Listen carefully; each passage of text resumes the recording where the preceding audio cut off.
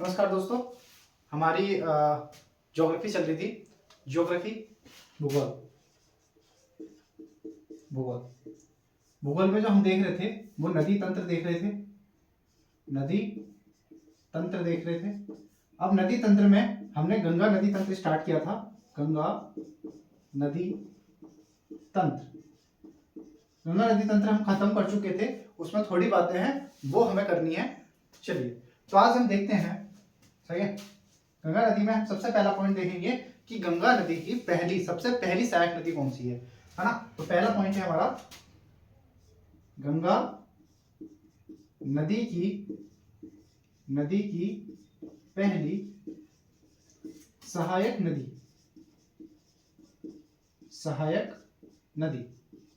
बताओ कौन सी है। इसको बोलते हैं राम गंगा। कौन सी है सबसे पहली सहायक नदी? राम गंगा। ठीक है, गंगा नदी की सबसे पहली सहायक नदी है राम गंगा।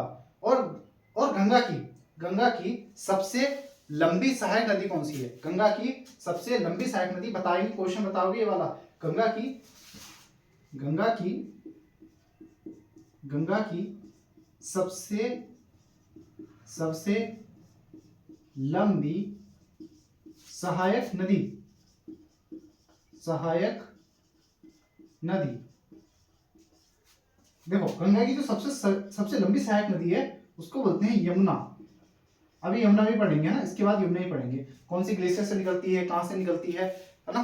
थोड़ा सा ना ये फीका लग रहा है, थोड़ा सा इनके डाल देता हूं, एक सेकंड। ठीक है, हो गया। देखो, गंगा, नेक्स्ट पॉइंट लिखेंगे, गंगा नदी के किनारे स्थित, गंगा नदी के किनारे या तट पर, किनारे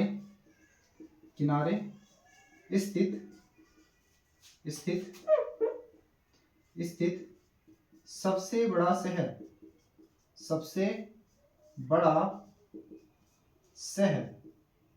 कौन सा है? इसका नाम लेते हैं हम कानपुर। क्या बोलते हैं? कानपुर। ठीक है, गंगा नदी के किनारे स्थित सबसे बड़ा शहर है हमारा कानपुर। दूसरा इसमें पढ़ेंगे, गंगा नदी के किनारे स्थित सबसे बड़ा शहर कानपुर। और गंगा नदी का मुहाना कहां बनता है? अभी ये लिखेंगे हम, गंगा नदी का मुहाना, गंगा नदी का मुहाना ये बनता है वे ऑफ बंगाल में। वे ऑफ बंगाल, इसको हम कहते हैं बंगाल की खाड़ी। क्या बोलते हैं? बंगाल की खाड़ी। ठीक है, बंगाल की खाड़ी। ठीक है, नेक्स्ट देखेंगे हम। इसके बाद देखो, विश्व का सबसे बड़ा डेल्टा कहां बनता है? विश्व का सबसे बड़ा डेल्टा जो बनाती है वो कौन सी नदी बनाती है? गंगा नदी। ठीक है, इसमें ना एक पॉइंट और लिख लेते हैं। गंगा नदी को यहां पे लिख देता हूं। ठीक है, गंगा नदी को, इसको हटा देता हूं। आपने लिख लिया होगा ये, है ना, नोट डाउन कर लिया होगा। चलिए, इसको हटा देते हैं।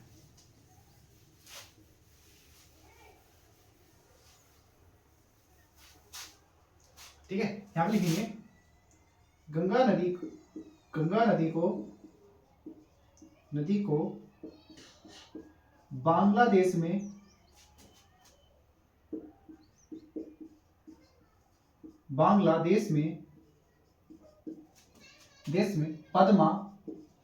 पद्मा के नाम से जाना जाता है।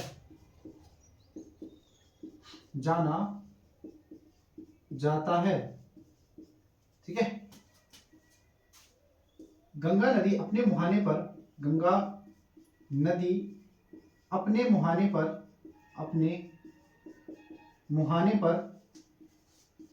मुहाने पर सबसे विश्व का सबसे बड़ा डेल्टा बनाती है। इस डेल्टा का नाम है, या तो बोलते हैं इसको सुंदरवन का डेल्टा। क्या बोलते हैं? सुंदरवन का डेल्टा, क्या बोलते हैं, सुंदरबन का डेल्टा, इसको हम सुंदरबन का डेल्टा बोलते हैं। या इसको हम क्या बोल सकते हैं, ब्रह्मपुत्र, गंगा ब्रह्मपुत्र का डेल्टा, है ना। दूसरा बोल सकते हैं गंगा और ब्रह्मपुत्र का डेल्टा।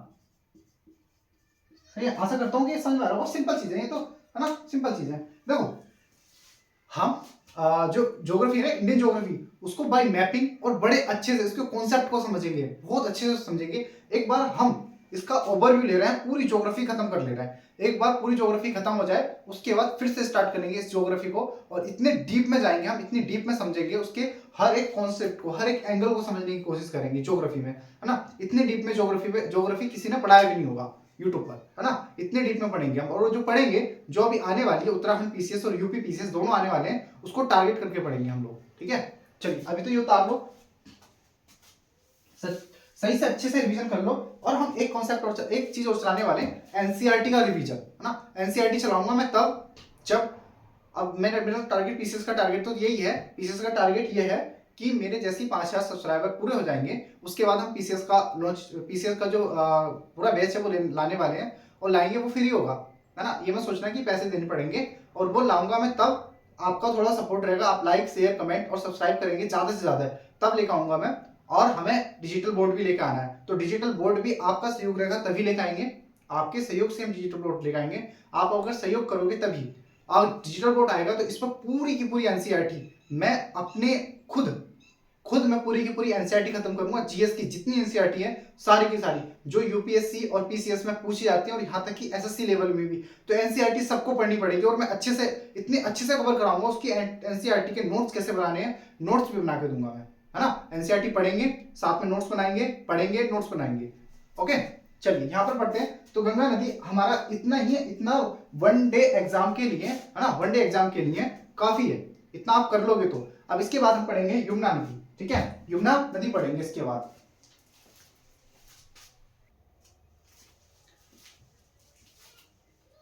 इसको हटा देता हूं, गंगा नदी अभी आप करेंगे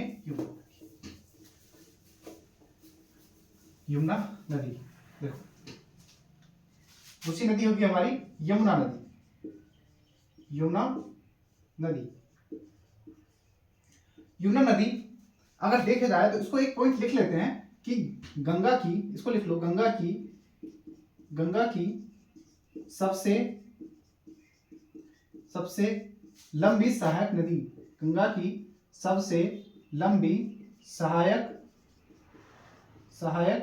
नदी, यमुना गंगा की सबसे लंबी सहायक नदी है। और ये कहां से मिलती है, पश्चिम की तरफ से, ठीक है, पश्चिम की तरफ से गंगा में मिलती है, ठीक है। उसको रहने दो, दिशा रहने देते हैं। ये अभी हम पढ़ेंगे ना, ये दाएं तट से मिलने वाली नदी, हाँ पढ़ लिया हमने, दाएं तट से मिलने वाली नदियां और बाएं तट से मिलने वाली नदियां, सहायक नदियां गंगा की, वो सब हमने देख ली है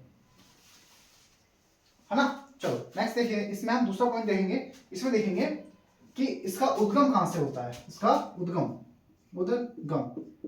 यमुना नदी का उद्गम कहां से होता है इसका। देखो यमुना नाम है तो यमुनोत्री ग्लेशियर से, गंगा नाम है तो गंगोत्री ग्लेशियर से, यमुना नाम है तो कौन से ग्लेशियर से, यमुनोत्री, कौन से, यमुनोत्री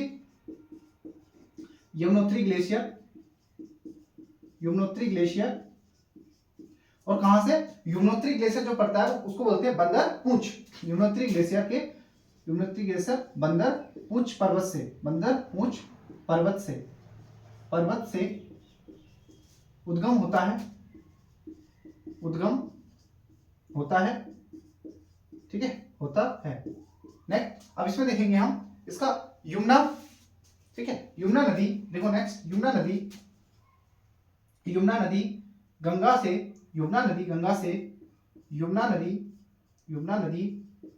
से, गंगा से बताओ, यमुना नदी गंगा से कहां पर मिलती है, किस जगह पर संगम बनाती है, मतलब दोनों गंगा और यमुना दोनों नदियां एक साथ मिल जाती हैं, कहां पर मिलती हैं, कमेंट में बताओ जल्दी से, ठीक है। गंगा नदी यमुना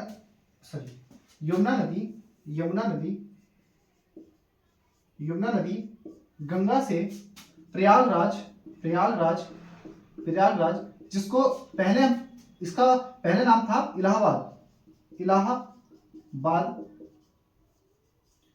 में संगम बनाती है, संगम बनाती है, बनाती है, संगम बनाती है। अब देखते हैं यमुना की सहायक नदियां। ठीक है, यमुना की सहायक नदियां देखते हैं। अब चलो देखते हैं यमुना की सहायक नदियां। यमुना नदी की सहायक नदियां, यमुना नदी की सहायक नदियां। अब सहायक नदियां में सबसे पहले पढ़ेंगे हम, सबसे पहले चंबल, सिंध, बेतवा, केन। चंबल, सिंध, बेतवा और केन, है ना। ये हो गई चंबल, सिंध, बेतवा, केन, और कैसी है, टोंस है और हिंडन है। टोंस और हिंडन, टोंस कोमा हिंडन। आज क्या है ना, थोड़ा सा मैं भी तुम्हें ऐसी लग रहा हूँ। आज ऑफलाइन की छुट्टी थी, आज ऑफलाइन की हमारी छुट्टी थी। तो क्या हुआ कि आज मैं खुद ही वीडियो बना रहा हूँ कि कम से कम तुम्हारा जो रूटीन है वो न टूटे। तो इसलिए मैं आज ऑफलाइन ही पढ़ा रहा हूँ। ऑफलाइन कोई क्लास में आज कोई नहीं, आज मैं ही अकेला हूँ। तो कैमरा ही मुझे देखना पड़ रहा है, जैसा भी हो रहा है, कट तो नहीं रहा है, वो सब देखना पड़ रहा है। आज कोई नहीं है, आज अकेला हूँ मैं, इसलिए थोड़ा सा ऐसे मोटिवेशन भी थोड़ा डाउन होगा, थोड़ा लग रहा होगा कि यार ये क्या है, ऐसा लग रहा है ना। तो ऑफलाइन में क्या होता है ना, जो सामने बच्चे बैठे होते हैं उनसे ही बात करता रहता हूँ मैं, और आपसे ही बात करता रहता हूँ, तो ज्यादा इंटरेक्शन होता है ना। ठीक है, अभी देखो ये कट तो नहीं रहा, मैं देख लेता हूँ कैमरे में, सही है। ठीक है, मैं बहुत कोशिश करता हूँ कि सीधा लिखूं, लाइन बिल्कुल सीधी जाए, लेकिन पता नहीं क्या हो जाता है, यहाँ पर तो सीधी लग रही है मुझे, बहुत सीधी लग रही है, लेकिन जब कैमरे में देखता हूँ तो इसको ये पता नहीं, ये टेढ़ा हो गया, ये कमाल है। चलो कोई नहीं। अभी यमुना की जो सहायक नदियां हैं वो चंबल, सिंध, बेतवा, केन, चंबल, सिंध, बेतवा, केन है। ठीक है, चलो बढ़िया चल रहा है। बेतवा, केन। अब देखेंगे हम, इसमें सबसे पहली नदी देखेंगे चंबल नदी। ठीक है, चंबल तो सुना होगा, चंबल के डाकू, है ना, चंबल की घाटियां, चंबल की जो घाटियां थी, चंबल की घाटियों में उसमें जो डाकू होते थे ना, वो अपना बसेरा कर लेते, और वो जो डाकू हुआ करते थे ना, वो आम आदमी को परेशान नहीं करते थे, वो आम आदमी को परेशान नहीं करते थे। वो क्या होता था ना, वो लोगों की हेल्प क्या करते थे, बड़े लोगों से लूट कर छोटे लोगों को दिया करते थे, है ना। तो चंबल के डाकू इतने बुरे नहीं होते थे जितने बुरे आज के डाकू होते हैं। वो सामने से गोली मार देते हैं, है ना। बहुत सारी चीजें बदल गई। पहले जमाना अलग हुआ करता था, पहले लोगों में इतना प्यार मोहब्बत देखने को नहीं मिलती थी। आज के जमाने में देखो तो लोगों में प्यार मोहब्बत बिल्कुल नाम की कोई चीज ही नहीं है। अच्छा, मैं एक केस बताता हूँ आपको, इसका कोई रिलेटेड नहीं है, इस पढ़ाई से हमारी कोई रिलेट नहीं है, लेकिन इसको मैं पॉलिटी में बताता, लेकिन यहाँ पर ही बता देता हूँ, मुझे याद आ गया। एक केस हुआ है उत्तर प्रदेश के उन्नाव में। अब इसको मैं बोल रहा हूँ, देखो मैं अपने रिस्क पर बोल रहा हूँ, क्योंकि मुझे पता है कि क्या पता मेरा चैनल उड़ जाए, बहुत छोटा सा चैनल उड़ जाएगा, कोई दिक्कत नहीं है ना। मतलब मुझे तो दिक्कत होगी, मुझे तो बहुत दुख होगा शायद, लेकिन मैं नाम नहीं बताऊंगा उनका कौन है। एक मामला होता है उत्तर प्रदेश में। ये मामला था कि एक बेचारी बहुत छोटी बच्ची होती है, नाबालिग, जिसकी एज 16-17 साल होती है। उसका रेप किया जाता है उस व्यक्ति के द्वारा। रेप करने के बाद वो महिला जब रिपोर्ट करने के लिए जाती है अपने पिताजी को लेकर, है ना, इस बात की कि मेरे साथ ये अत्याचार हुआ है, तो उसके पिताजी को पहले तो उसके गुंडों को मार दिया। उसके जो व्यक्ति होता है, उसके लोगों के द्वारा, उसके गुंडों के द्वारा उसके पिता को मारा जाता है, बहुत बुरी तरह मारा जाता है। मारने के बाद उसके पिता जब जेल जाते हैं, थाने जाते हैं रिपोर्ट कराने के लिए, बताते हैं, तो वहां पर थाने में उसके पिता को ही अरेस्ट कर लिया जाता है, थाने में डाल दिया जाता है, और थाने में उसके पिता की क्या हो जाती है, मृत्यु हो जाती है। मृत्यु होने के बाद उस व्यक्ति को और प्रताड़ित किया जाता है, उसके परिवार वालों को मरवा दिया जाता है।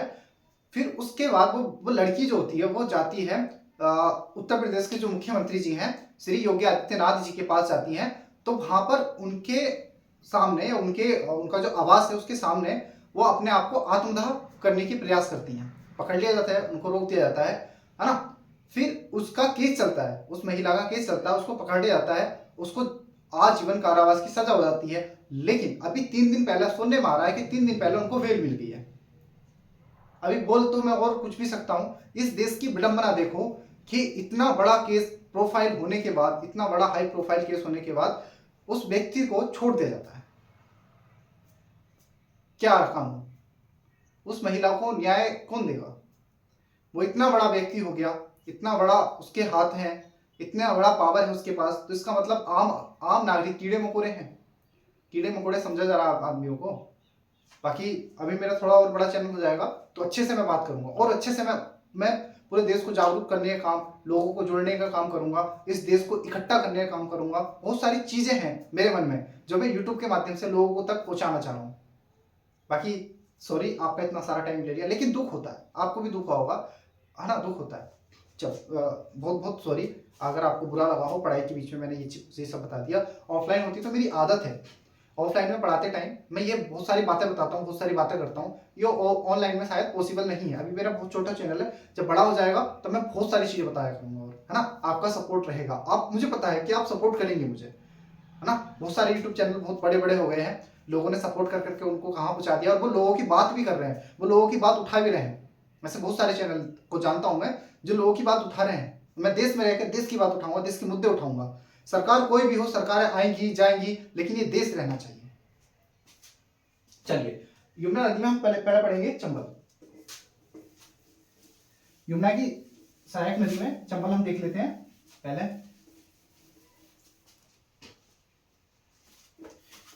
यमुना की सहायक नदी चंबल, नदी तंत्र, ठीक है।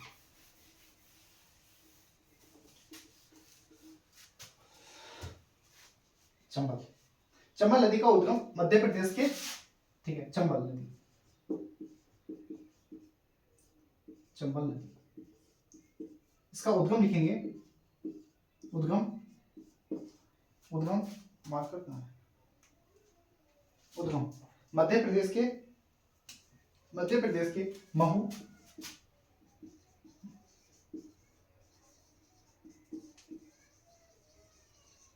मध्य प्रदेश के महू, महू, मध्य प्रदेश के महू, महू के पास से निकलती है, महू के पास से निकलती है, मध्य प्रदेश के महू के पास से निकलती है, निकलती है, महू के पास से निकलती है, निकलती है। अब इसकी भी सहायक नदियां देखेंगे, इसकी सहायक नदियां, सहायक, सहायक नदियां, चंबल की सहायक नदियां कौन कौन सी हैं, है ना, चंबल की सहायक नदियां कौन कौन सी हैं। इसमें सबसे पहले जो पढ़ते हैं वो बनास पढ़ते हैं, ठीक है, सबसे पहले बनास, चंबल की सहायक नदियां बनास, बनास के बाद हम पढ़ते हैं, बनास के बाद आती है तुम्हारी, ठीक है, बनास के बाद है छिप्रा, छिप्रा, ठीक है, छिप्रा नदी, छिप्रा, बनास, छिप्रा, कालीसिंध, कालीसिंध, कभी कभी दिमाग से उतर जाता है ना, बहुत सारी चीजें याद करना पड़ता है, उसके बाद दिमाग से उतरता है, छिप्रा, और एक नदी और है पार्वती, पार्वती, छिप्रा, पार्वती, ये है। तो चंबल का उद्गम होता है मध्य प्रदेश के महू से, महू के पास से निकलती है। इसकी सहायक नदियां, चंबल की जो सहायक नदियां हैं वो सबसे पहले हम पढ़ेंगे बनास, उसके बाद छिप्रा, छिप्रा के बाद कालीसिंध, कालीसिंध के बाद पार्वती। और किस किस राज्यों में, किन किन राज्यों में बहती है, मध्य प्रदेश, राजस्थान और उत्तर प्रदेश राज्य हैं जिन राज्यों में ये बहती है, मध्य प्रदेश, मध्य प्रदेश, राजस्थान, मध्य प्रदेश, राजस्थान और उत्तर प्रदेश, उत्तर प्रदेश आदि राज्यों में ये बहती है, ठीक है। चलिए अब नेक्स्ट पढ़ते हैं, हम नेक्स्ट देखेंगे, ठीक है। हम अब देख लेते हैं सोन नदी, ठीक। अब देखो चंबल नदी किसकी सहायक नदी, यमुना की, और चंबल नदी का उद्गम कौन सा, मध्य प्रदेश के महू से, महू के पास होता है, और इसकी सहायक नदियां हैं बनास, छिप्रा, कालीसिंध, पार्वती, और ये किस राज्य में बहती है, मध्य प्रदेश, राजस्थान और उत्तर प्रदेश में, ठीक है। आप देखते हैं नेक्स्ट,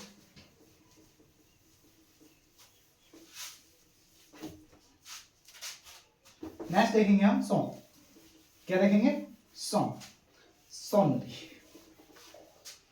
चलो देखो सोन नदी जो निकलती है ना वो अमरकंटक से निकलती है, सोन नदी, उसे डालेंगे हम सोन नदी, सोन नदी, इसका लिखेंगे अमरकंटक, अमरकंटक से निकलती है, अमरकंटक से, अमरकंटक से निकलती है। सोन नदी कहां से होती है? अमरकंटक से। और ये सोन नदी जो है ना उत्तर दिशा की तरफ बहती है।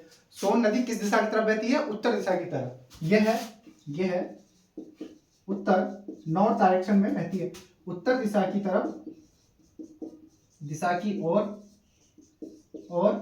बहती है, उत्तर दिशा की ओर बहती है। और इसमें क्या पढ़ेंगे? इसकी सहायक नदियां देख लेते हैं। सहायक नदियां, सहायक नदियां, सहायक नदियां। देखो सहायक नदियां वो कौन कौन सी हैं? इसमें आती है रिहंद। कौन सी आती है? रिहंद। रिहंद बांध भी सुना होगा तुमने, है ना? रिहंद नदी। सहायक नदियों में रिहंद नदी और जोहिल नदी, जोहिला नदी। और कौन सी आती है? गोपद। गोपद के साथ साथ आती है इसमें एक और आती है। कौन सी आती है? केहर नदी। ठीक है, केहर नदी। अब इसके बाद हम देखेंगे दामोदर। ठीक है, दामोदर नदी। इसके बाद देखेंगे दामोदर नदी, दामोदर नदी। ठीक है, दामोदर नदी। अब चलो दामोदर नदी में लिखते हैं। दामोदर नदी में क्या है? ये इसको कहते हैं बंगाल का शोक, बंगाल का शोक, या फिर इसको दुख भी बोलते हैं, बंगाल का दुख। ठीक है, देखो अभी मैंने अभी बताया था आपको कि हम जो पढ़ रहे हैं इसको वनडे एग्जाम के लिए प्रॉपर खत्म कर रहे हैं। एक बार ज्योग्राफी पूरी खत्म कर लेंगे, इंडियन ज्योग्राफी और वर्ल्ड ज्योग्राफी पूरी खत्म करने के बाद फिर उसके बाद हम चलाएंगे शायद या तो हम चलाएंगे एनसीईआरटी। पहले एनसीईआरटी, पूरा एनसीईआरटी खत्म करेंगे जिसमें सारे के सारे subject, history, polity, geography, economics, सारे एनसीईआरटी। या फिर हम जो ज्योग्राफी है उसको हम इतने अच्छे चलाएंगे, इतने डीप में चलाएंगे, पूरे सारे के सारे उसके डायमेंशन देख लेंगे। ठीक है, चलो अब हम कहेंगे अच्छा देखो दामोदर नदी की कल मैंने पढ़ाई थी। इसकी सहायक नदी कौन सी है? बराकर नदी। दामोदर नदी की सहायक नदी कौन सी है? बराकर नदी। ठीक है, चलो इसमें पढ़ते हैं। दामोदर नदी का जो उद्गम होता है ये भी सबको पता ही है, हमने पढ़ा था, छोटा नागपुर का पठार। इसका उद्गम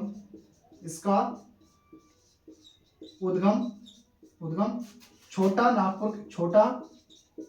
नागपुर के पठार से होता है, छोटा नागपुर के पठार से होता है। इसकी सहायक नदियां हम लिखेंगे बराकर, सहायक नदियां, सहायक नदियां।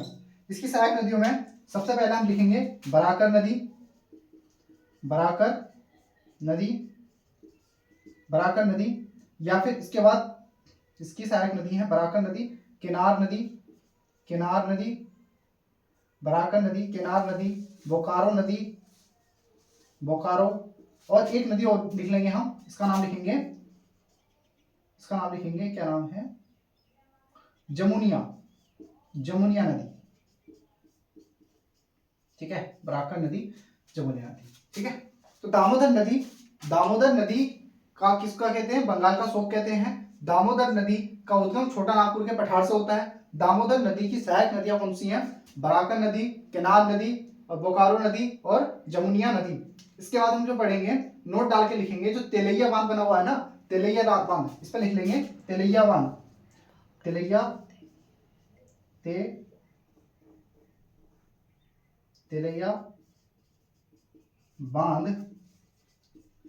बांध इसी नदी पर है। तेलैया बांध किस नदी पर है? बराकर नदी पर। कौन सा बांध है? तेलैया बांध है। बराकर नदी पर बांध जो बना है वो तेलैया बांध बना है। ठीक है, बराकर नदी पर। उसके बाद हम पढ़ेंगे रामगंगा। कौन सी नदी? रामगंगा। चलो रामगंगा, सारी नदियां देख लेंगे, जो गंगा नदी तंत्र है वो पूरा खत्म कर लेंगे जल्दी से। अच्छे से नोट्स बना के रिवीजन कर लो, बहुत फायदा मिलेगा आपको। ऐसी बात नहीं है कि हम बहुत ज्यादा डीप में जाएंगे तभी फायदा मिलेगा। वनडे एग्जाम के लिए इतना ही आप कर लोगे तो बहुत ज्यादा आपको बेनिफिट मिलेगा। चलिए अब हम पढ़ेंगे रामगंगा, तीसरी चौथी जो भी नंबर है, रामगंगा नदी। अगर आप पहली बार आए हो तो एक बार जाके प्लेलिस्ट देख लेना, भारत का भूगोल। आप देख लोगे ना, स्टार्टिंग से करते होगे, सब कुछ बताया, पहाड़ी सारी करा दी हमने, प्रायद्वीपीय भारत पढ़ लिया हमने, है ना, ये सारी चीजें, बहुत सारी चीजें पढ़ ली है हमने। ओके, चलो अभी जो चल रहा है भारत का भूगोल, कंप्लीट भारत का भूगोल चल रहा है। नेक्स्ट रामगंगा नदी। रामगंगा नदी गंगा से कहाँ मिलती है? कन्नौज में, पढ़ाया था। तो ये है गंगा से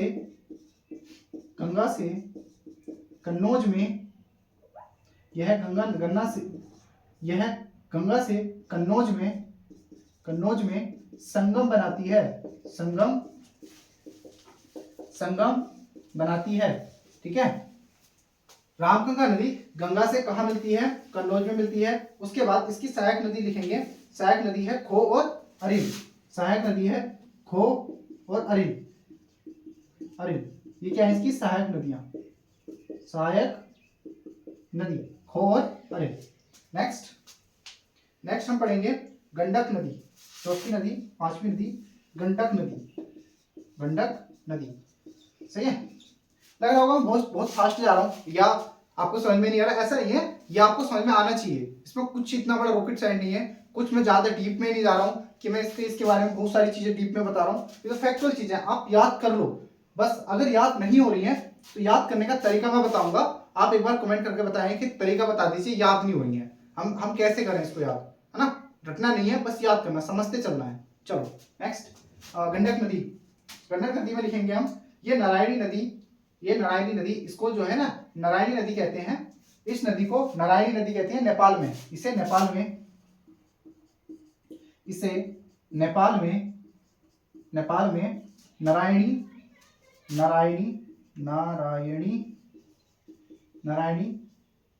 नारायणी कहा जाता है। इसे नेपाल में नारायणी कहा जाता है। इसका उद्गम काली गंगा और त्रिशूल गंगा के मिलने से होता है। इसका उद्गम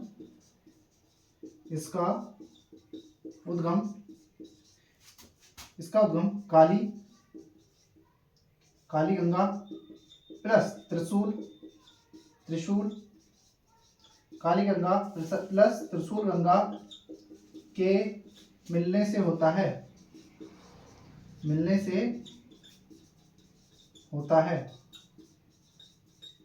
ठीक है, उसके बाद हम एक नदी और पढ़ लेते हैं, गोमती नदी के बाद बस यहीं रोक देंगे, है ना? काफी बड़ी वीडियो आएगी, इतनी बड़ी वीडियो सही नहीं है। चलो उतार लो इसको पहले, ठीक है उतार लो, सही है। चलो उतार लिया होगा। चलो लिखो गोमती नदी, छठी नदी है गोमती नदी। तो जो समझाने को होगा वहां समझाया जाएगा, जहां पे एक्चुअल चीजें याद करनी है वहां पे याद कर लेंगे। जैसे हिस्ट्री पॉलिटी पढ़ाऊंगा उसमें बहुत ज्यादा समझाऊंगा, समझा कर हर चीज लिखाऊंगा, इसमें कुछ भी समझाने का नहीं है, इसलिए बस लिखे जाओ, याद करते जाओ। चलो देखो गोमती नदी के बारे में लिखो। उत्तर प्रदेश के पीलीभीत जिले में, उत्तर प्रदेश के फुलहरा, उत्तर प्रदेश के पीलीभीत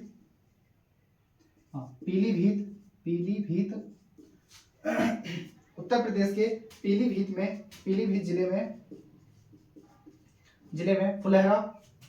जिले में फुलहार उत्तर प्रदेश के पीलीभीत जिले में फुलहार झील से निकलती है। ठीक है, तो गोमती नदी कहां से निकलती है? उत्तर प्रदेश के पीलीभीत जिले में फुलहार झील से निकलती है। और गोमती नदी गंगा की एकमात्र सहायक, लिखो गोमती नदी, यह या गोमती नदी गंगा की एकमात्र सहायक नदी, गोमती नदी गंगा की एकमात्र सहायक नदी है, जिसका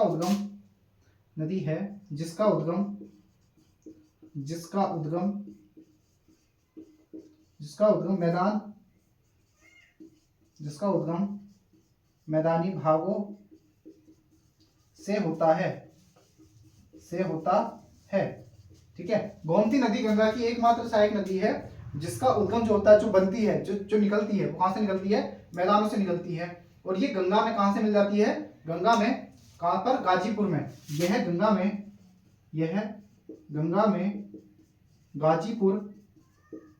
गाजीपुर में मिल जाती है। इसके बाद हम जो पढ़ेंगे नदी, सातवीं कोसी नदी पढ़ेंगे। कोसी, ठीक है, आपने सुना होगा इसको बिहार का शोक भी बोला जाता है कोसी नदी को।